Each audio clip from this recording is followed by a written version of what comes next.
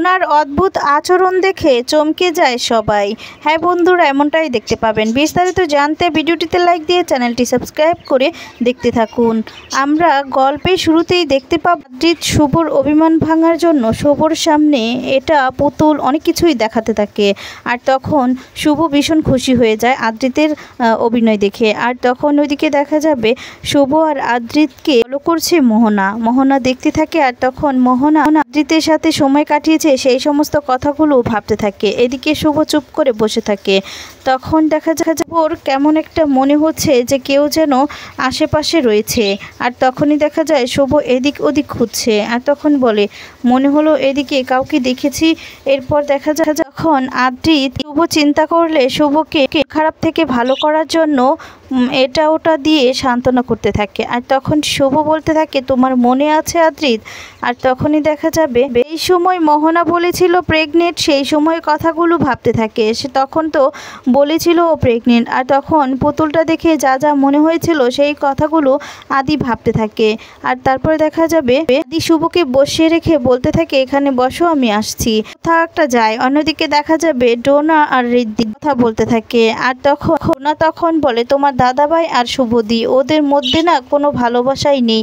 যদি ভালোবাসা থাকতো ওদের ভিতরে তাহলে কখনো মোহনা কখনো জিনিয়া ঢুকে দিতে পারতো না।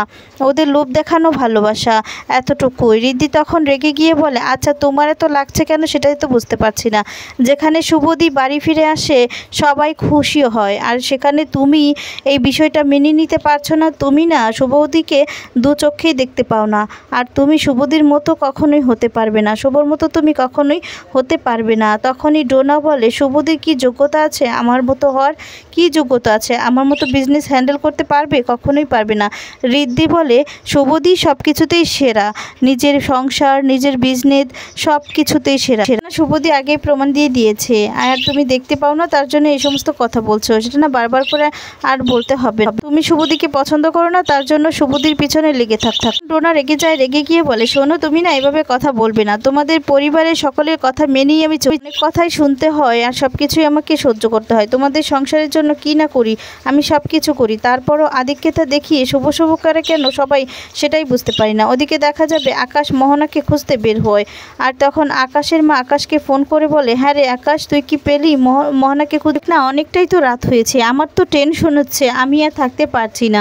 এবার 99-এ ফোন করে তখন বলে যে মা আরেকটু আমি খুঁজি, তারপর না হয় 99-এ কল করবো। আর তখন আকাশের মা বলে, জানিস তো আমার বড্ড ভয় হচ্ছে, মেয়েটার এখন এই অবস্থা, যদি কোনো বিপদ ঘটিয়ে ফেলে তখন কি হবে বলতো? আকাশ তখন বলে, মা তুমি চিন্তা করো না, 99-এ কল করব, আগে আমি আর কিছুক্ষণ খুঁজি, তারপর আমি 99-এ কল করব।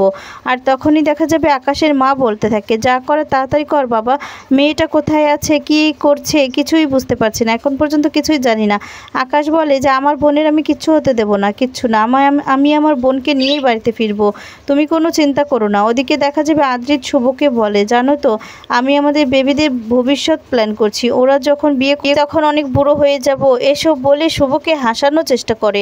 শুভ তখন ওর কথা শুনে হাসতে থাকে। হঠাৎ করে শুভর ভীষণ লাগে, শুভ জল করতে থাকে। তখন আদ্রিত জল আনতে চলে যায়। তারপর দেখা যায় সুজুকি মোহনা এসে শুভর গলায় ছুরি ধরে। আর তখনই সেখানে আদ্রিত চলে আসে। আদ্রিত এসে শুভকে জল খাওয়াবে, আর তখনই দেখতে পায় কেউ একজন শুভর উপর পিছন থেকে দৌড়ে হেঁটে যাচ্ছে। তখন আদি চমকে ওঠে আর বারবার তার দিকে তাকায়। আর তখন আদ্রিত বলে, কে ছিল? শুভলক্ষ্মী তখন বলে, পিছনে একটা কেউ ছিল মনে হচ্ছে, তুমি আসার পর বুঝতে পারলাম না। আর তখন আদ্রিত বলে, কে এভাবে শুভকে অ্যাটাক করতে চেয়েছিল?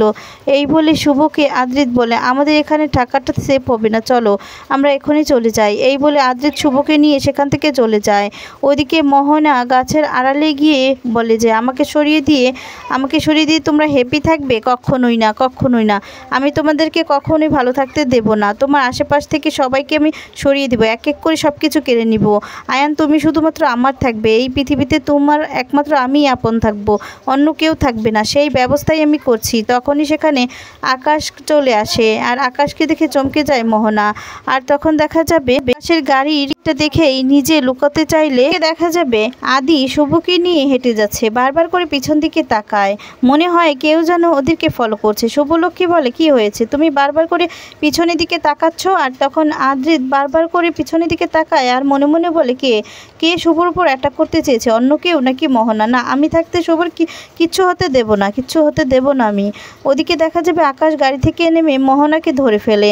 মোহনা তখন বলে, আমার কাছে একদম আসার চেষ্টা করবি না দাদা, আমি কিন্তু নিজেকে শেষ করে দিব। আমি আমার আয়নকে হারাতে পারবো না, আয়নকে আমি ভালোবাসি, আয়নকে পাওয়ার জন্য আমি সব কিছু করতে পারি, তুই আমার কাছে আসবি না, না হলে আমি কিন্তু আমার গলায় ছুরিটা বসিয়ে দিব। আকাশ তখন মোহনাকে সান্ত্বনা দেওয়ার জন্য বলে, তুই যেটা চাচ্ছিস সেটাই হবে, তুই তোর দাদার সঙ্গে এরকমটা করিস না, তোর দাদা তুই যখন যেটা চেয়েছিস তখন সেটাই দিয়েছে, তোর আয়ানকেও তোর কাছে এনে দিবে, তোর দাদা তোকে প্রমিস করছে। আর তখন মোহনা বলে যে না, তুই আমাকে ভুল বুঝছিস, তুই আমাকে থামানোর জন্য বলছিস দাদা। তখন আকাশ বলে, না রে, আমি তোকে প্রমিস করছি, আমি তোর আয়ানকে তোর কাছে এনে দিব, তুই প্লিজ ছুরিটা ছড়া। আর তখনই দেখা যাবে মোহনাকে ধরে ফেলে। আর তখন মোহনা তার দাদাকে জড়িয়ে ধরে কাঁদতে থাকে আর বলতে থাকে, আমার আয়ান যে আস্তে আস্তে করে দূরে সরে যাচ্ছে দাদা, আমি এটা কিছুতেই মেনে নেব না, আমার আয়ানকে আমার কাছে এনে দে। আর তখন বলে, তুই কোনো চিন্তা করিস না, তোর আয়ানকে তোর কাছেই এনে দিব, আমি তোকে প্রমিস করছি, সবসময় তুই যেটা চেয়েছিস সেটাই দিয়েছি, এখনও তোকে আমি সেটাই দিব। ওদিকে আদ্রিত বারবার করে সেই বাহিরের বিষয়টা নিয়ে ভাবতে থাকে যে কে শুভর উপরে এভাবে অ্যাটাক করতে চাইলো। তখন বলে, কি ব্যাপার, বাইরে থেকে এসেছো, ফ্রেশ হও, তারপর ঘুমিয়ে পড়ো। আর তখন দেখা যাবে শুভলক্ষ্মী চেঞ্জ করতে চলে যায়। এদিকে তখন আদ্রিত দেখতে পায় যে শুভর ধারের কাছে মানে ঘাড়ের কাছে একটা কাঁটা দেখতে পায়। আর তখন দেখা যাবে বলতে থাকে, কি ব্যাপার শুভ, তোমার ঘাড়ের কাছে কেটে গেল কি করে, তুমি বুঝতেও পারোনি? আর তখন শুভলক্ষ্মী বলে, কি বলছো, আমার ঘাড় কেটে গিয়েছে? আমি বুঝতে পারলাম না, কি জানি কখন কেটে গেল সেটাই তো বুঝতে পারছি না। তখন আদ্রিত বলে, দেখো অনেকটাই কেটে গিয়েছে, এখনই কিছু একটা দিয়ে ওষুধ লাগাতে হবে, না হলে এখানে ইনফেকশন হয়ে যাবে।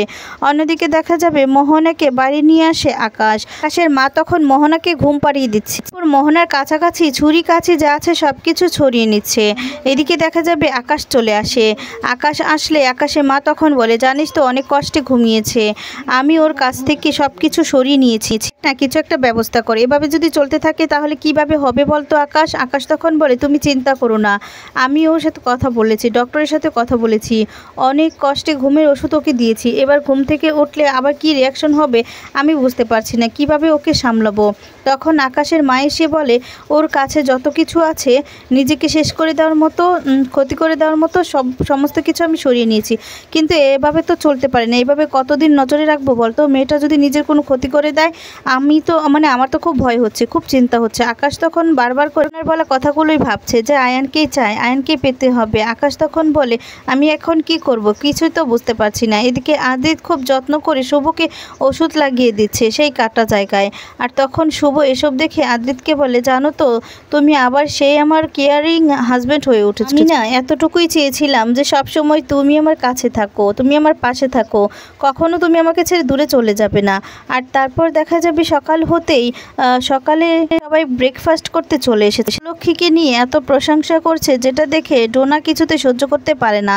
ডোনা তখন বলে, স্টপ, এখান থেকে আমি চলে যাচ্ছি, আমার আর এইসব শুনতে একদম ভালো লাগছে না। শুনে সবাই অবাক হয়ে যায়। ডোনা রেগে সেখান থেকে চলে যেতে লাগলে তখন বোঝানোর জন্য বলতে থাকে যে না, আমার কথাটা শোনো। আর তখনই ডোনা রেগে যায়, রেগে গিয়ে বলতে থাকে, একদম গায়ে পড়ে কথা বলতে আসবে, এই আদিক্ষেতা না আমার আর সহ্য হয় না, এই বাড়ির থাকাটা আমার জন্য বিষাক্ত হয়ে উঠেছে।